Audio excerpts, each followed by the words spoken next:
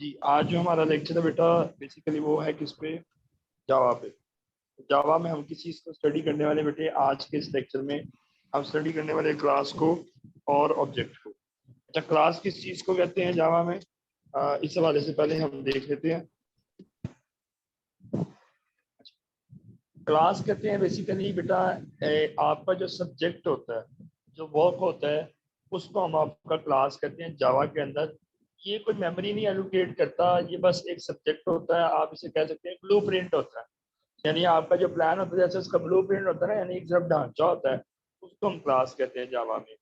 हाँ, जो ऑब्जेक्ट होता है इसकी बनिस्बत क्लास की बनिस्बत, जो ऑब्जेक्ट होता है ये इंस्टेंस मेमोरी रखता है जावा में, यानी ये क्लास के अंदर बनता है या क्लास के अंदर कॉल किया जाता है, और जो पूरी क्लास को उसके अंदर ले जाता है एक प्रोग्राम के अंदर। यानी जब ऑब्जेक्ट को कॉल करते हैं आप, वो टोटली पूरी क्लास को ऐड कर देता है। तो क्लास सिर्फ वो प्लान है और ऑब्जेक्ट उस इम्प्लीमेंटेशन की तरफ आता है।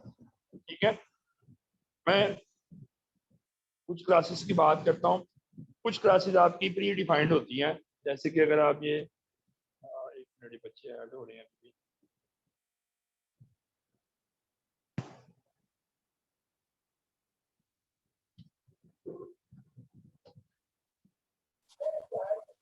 अच्छा जी, कुछ क्लासेस आपकी प्री डिफाइंड होती है, जैसे स्कैनर हो गया, कंसोल हो गया, सिस्टम हो गया। ये आपकी प्री डिफाइंड क्लासेस हैं। सिस्टम का वर्ड आप बहुत यूज करते हैं, आपने देखा ही होगा वहाँ पे। ये प्री डिफाइंड जो क्लासेस हैं, इसके अंदर मेरा बेटा आप यूज करते हैं डिफरेंट तरह के मैनर में क्लास को। हाँ, प्री डिफाइंड होती है, कुछ यूजर डिफाइंड होती है। यूजर डिफाइंड में अगर आप बात करें, कोई क्लास में खुद में मतलब क्रिएट कर दूं, क्रिएट करने के बाद मैं उसका कोई भी नाम रख दूं, डॉग नाम रख दूं, कैट नाम रख दूं, ए नाम रख दूं, बी नाम रख दूं, कोई भी नाम रख दूं, तो वो आपकी यूजर डिफाइंड हो जाती है।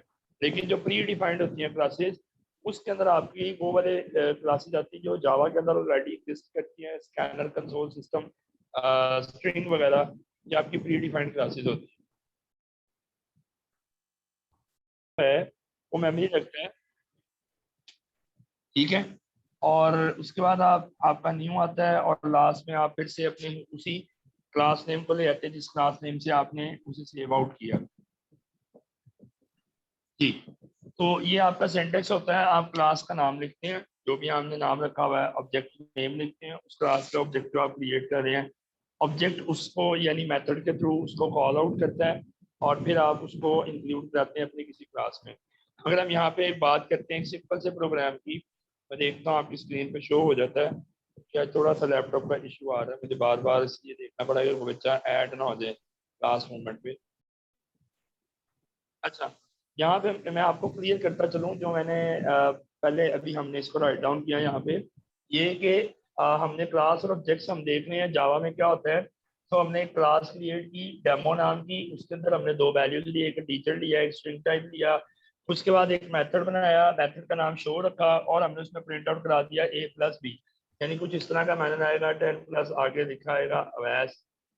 ठीक हो गया, यहाँ 10 के आगे स्पेस आएगी और स्पेस के बाद लिखा आएगा अवैस। ठीक है, बच्चे मेरी आवाज आ रही है आप सबको, पहले ये क्लियर कर दूंगा। जी सर, आ रही हमजा आपको आ रही है?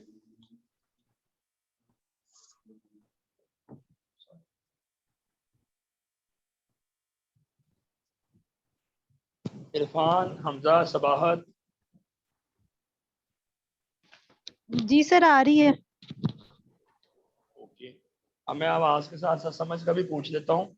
मैंने यहाँ एक क्लास क्रिएट की है, क्लास के अंदर दो चीजें वैल्यूज रखी हैं, और फिर एक मेथड लगाया है। फिर मैंने यहाँ पे एक मेन क्लास क्रिएट की, उसके अंदर मैंने नॉर्मली वही किया। मैंने आपकी जो क्लास थी उसको यहाँ पे एक ऑब्जेक्ट के थ्रू कॉल आउट किया। ठीक है, वो कॉल हो गई। उसके बाद मैंने r.show का मतलब है, मैंने यहाँ पे जो नया ये नेम रखा था, इसके साथ शो के मेथड को यूज किया, जो यहाँ पे रिटर्न टाइप थी वॉइड के साथ। उसने उसे यहाँ कॉल करेगा, इस क्लास का सारा वर्क वो इस क्लास में कॉल आउट कर लेगा। और फिर हम इसको देखते हैं कि यही वो वजह है कि जिसकी वजह से हम क्लासेस बनाते हैं। और जावा C++ की निस्बत आसान है, इसमें बार बार आपको कॉल आउट नहीं करना पड़ता। अच्छा, इसके अंदर एक चीज मैंने वर्ड यूज किया, मेथड। ठीक है, तो मेथड क्या होता है, इज अ ग्रुप और block of group to take input and give output. यानी बेसिकली इसका काम ये है कि ये एक ग्रुप है, ये ब्लॉक ऑफ ग्रुप है जिसका काम है इनपुट देना और फिर आउटपुट देना, ठीक है। लेकिन ये एक्टिव, यानी ये एक्टिव सिर्फ उसी टाइम होता है जब आप इसे कॉल आउट करेंगे।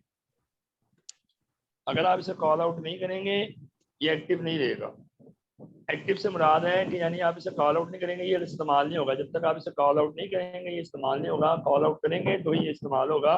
जावा के अंदर कुछ प्री डिफाइंड मेथड होती है ऑलरेडी, वैसे जैसे प्रिंट का है, ठीक है, ये मेथड है, इसका काम यही है, इसका काम यही है कि ये प्रिंट आउट कर देता है, प्रिंट का है।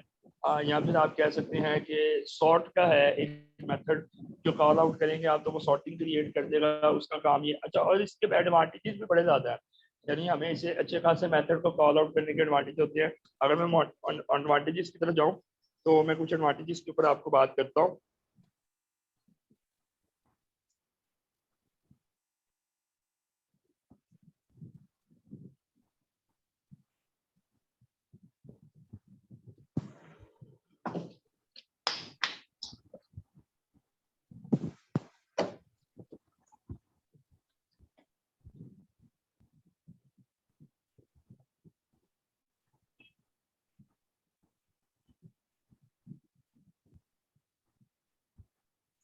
सबसे पहले तो बेटा इसका एडवांटेज ये है आपके पास कि ये डिक्रीज कर देता है नंबर ऑफ एलओसी।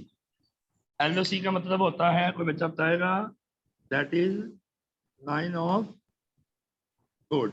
यानी आपको बार बार तो नहीं ना एक चीज, बार बार तो एक मेथड नहीं डिक्लेयर करना पड़ता। आपको एक क्लास के अंदर सिर्फ मेथड को कॉल आउट करना है तो आपका वो पीस ऑफ कोड जो वहां पे पड़ा हुआ था उस क्लास में वो पूरा आ जाएगा और आप उसको इंक्लूड कर लेंगे। दूसरा, आप इसकी रीडेबिलिटी, रीडेबिलिटी क्या मतलब,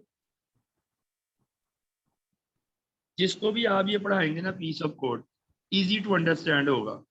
आपने यानी उसे पता होगा ऑलरेडी कि ये इस प्रोग्राम में क्या हो रहा है और हम इधर क्या करने वाले हैं, ये बड़ा इजी होगा अंडरस्टैंड करने के लिए। तीसरी, आपके पास रिपीटेशन, यानी ज़रूरी नहीं है आप एक दफ़ा ही एक मेथड को यूज़ करें, आपकी मर्जी है, रिपीटेशन है, आप जितने मर्जी टाइम्स उस मेथड को कॉल आउट कर सकते हैं बार बार। प्रिंट का अगर ऑप्शन है तो प्रिंट करवा सकते हैं, सॉर्ट का ऑप्शन है सॉर्ट करवा सकते हैं, तो बहुत सारी चीज़ों में आप इसे बार बार यूज़ कर सकते हैं।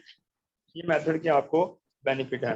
हाँ, लेकिन मेथड लिखने के कुछ रूल्स हैं, उसके ऊपर आपने ख्याल करना होता है, उन रूल्स से आप हट के बाहर नहीं जा सकते। सबसे पहले क्या वो रूल्स है,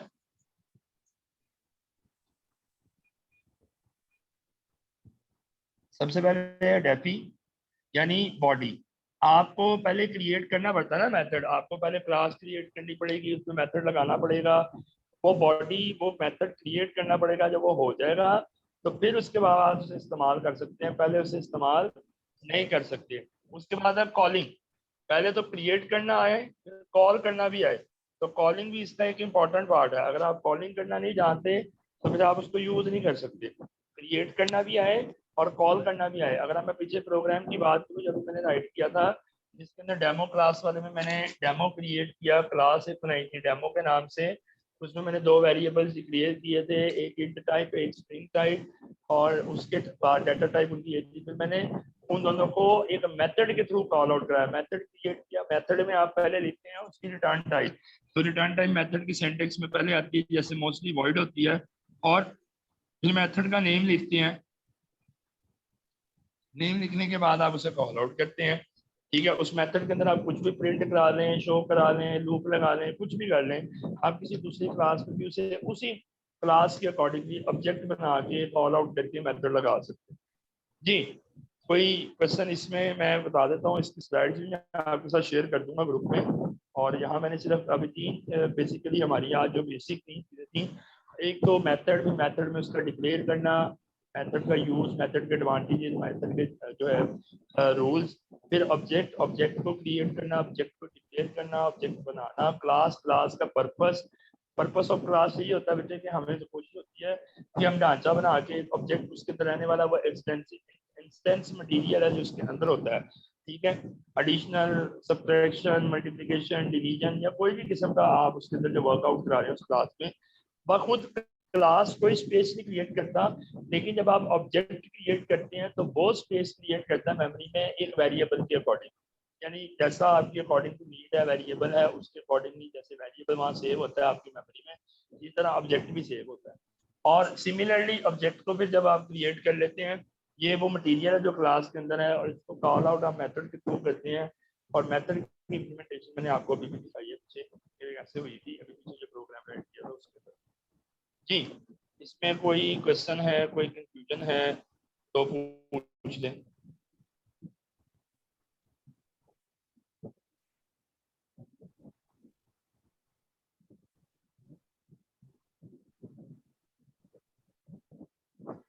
नहीं है यार।